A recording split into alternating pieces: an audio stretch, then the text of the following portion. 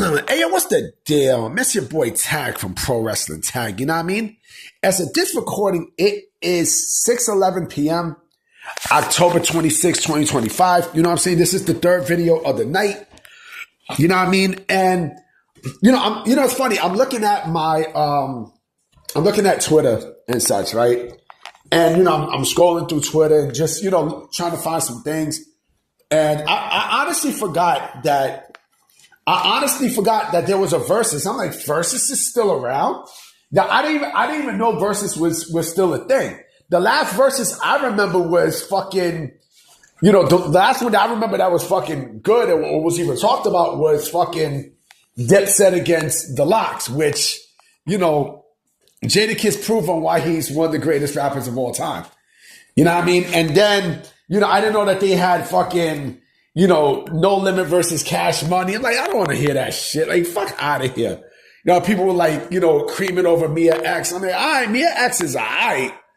You know what I mean? But, not my cup of tea. You know what I mean? And then I'm also seeing how people want a Foxy Brown Lil Kim versus, like, that's never happening. That's never fucking happening. They cut the bullshit. Like, cut the fucking bullshit. Fuck out of here. You know what I'm saying? Like, come on, man. Come on, man. But I want to bring up something very interesting in this discussion tonight because, we know, wrestlers do most of the work in terms of the presentation and how they come off and, and their, they pay their dues and such, right? But what about if a wrestler can't talk and that person is a manager?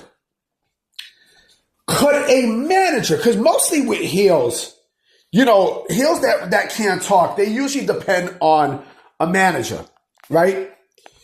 And so, yeah, I mean, you could be a face with a manager, but it works better when you're a heel, right?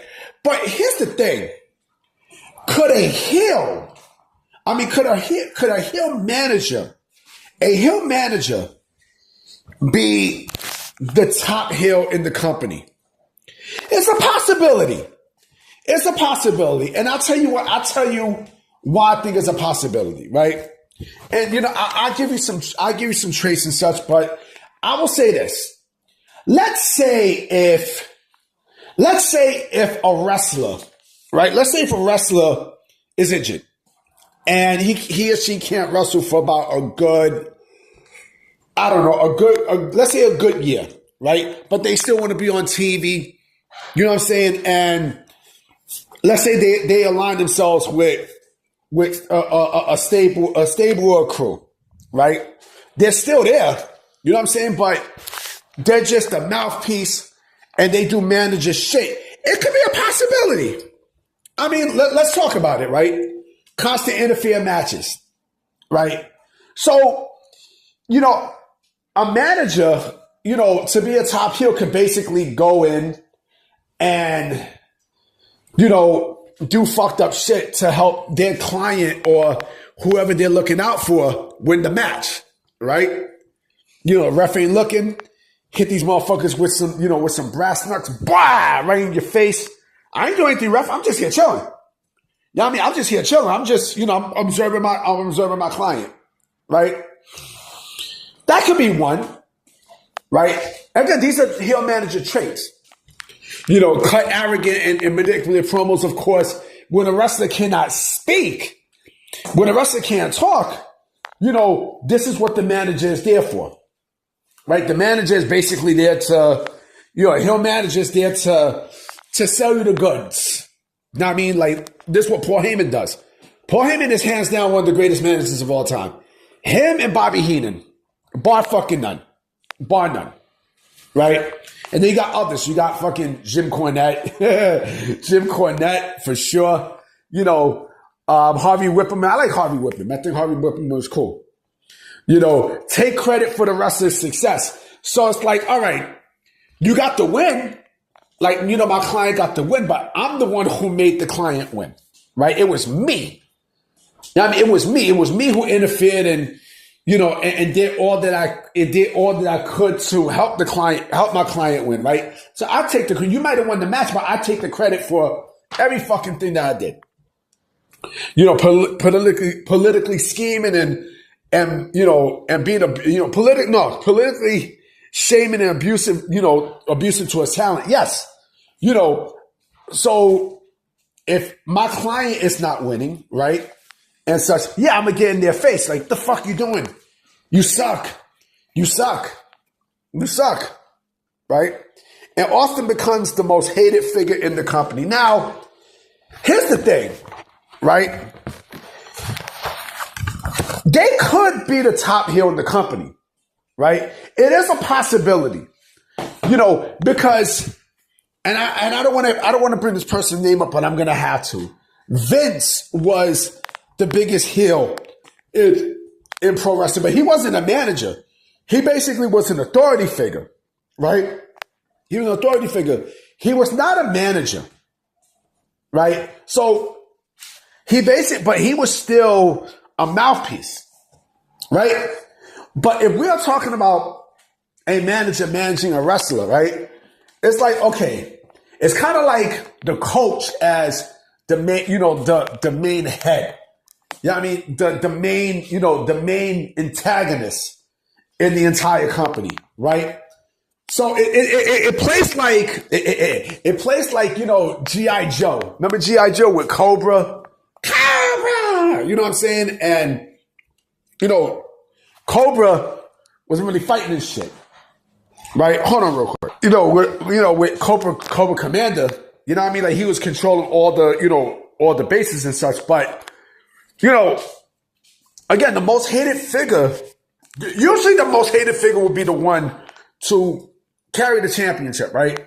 But imagine if there was a time when, a wrestler actually won the belt to make the manager champion. I've never seen nothing like that before.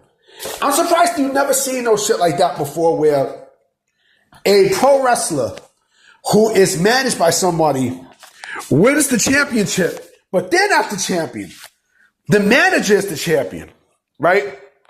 Ted DiBiase was a manager, but he wasn't wrestling, right?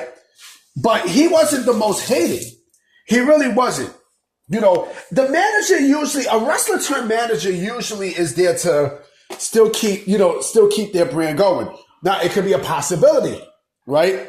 That a manager could be a top heel in the company. You know what I mean? It is a possibility. But I would like to see that, though. The manager as the world champion, and the manager, that would be a crazy storyline.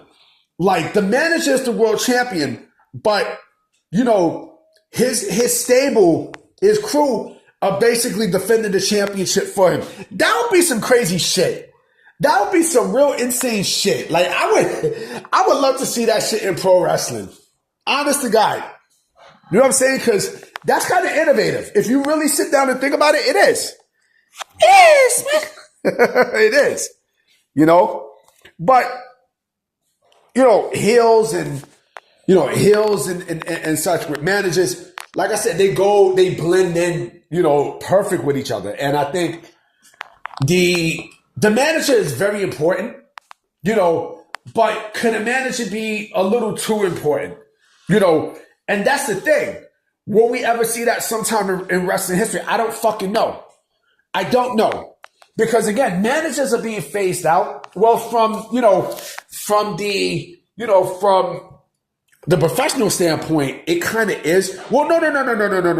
No, it's not. No, it's not. Managers are still there. They just don't use the word manager anymore. It's either advocate or insurance policy and such, because they feel like the term manager is kind of an outdated, it's an outdated term. You know what I'm saying? So I can see, there could be something. Imagine Seth Rollins, right, wins the WWE Championship and he gives it to Paul Heyman, right? Again, like it's kind of like that, but not necessarily. Do I think we'll ever see something like that in pro wrestling history? I don't think so. But you never know to spice shit up. Now, I mean, you never know. So could a manager be the top heel of any pro wrestling company? The answer is yes. But it depends on the motivation of the manager and how do you apply that to the ring? How do you execute that? It's very interesting to think. It's extremely interesting to think. Like, the manager, imagine if it's a top manager, a top heel manager and a top face manager, right? It's not even the wrestler, it's the manager. And also like the PWI 500, right? Imagine they put a manager there. And I'm talking about, I just thought about something. Could a manager also wrestle too and still manage? It's a possibility. It's a possibility. But you can't do two things at once. That's overkill. You can't wrestle and manage. Now, I mean, and a lot of people don't really like to be managers. Like, there are people who, they become managers, but then they wound up becoming wrestlers. DDP is a great example of that, right? DDP was a manager, right? But then he wound up becoming a wrestler. You know what I mean? And then one thing led to another, and then bam, Mr. Perfect, right? Mr. Perfect was a manager to, who the fuck he was a manager to? I think he was a manager to Hunter S. Helmsley, I think, right? And, he wound up getting back into the ring. Usually when it's things like that, it's usually because the company makes him a manager, right? But then they wound up, back in the ring. I mean, shit, fucking Rick Rude. Rick Rude was going to get back into the ring, right? But of course, he unfortunately passed and such. He was training for, an in-ring comeback, but usually people don't like to be managers, unless you have wrestling experience. If you are a manager and you're training to be in the ring, right? Chances are you're trying to get out of that manager position. Basically, being a manager is, for a wrestler, it's a time kill. It's a time kill until you're ready to come back or you're ready to make your debut. And these things happen. These things legit happen. And yeah. Anyway, guys, I'm about to be out. I will be coming with one more video tonight. Now, I will be doing another series of, wrestlers ahead of their time, because this one you're going to love. So I'm going to holler at y'all. Peace.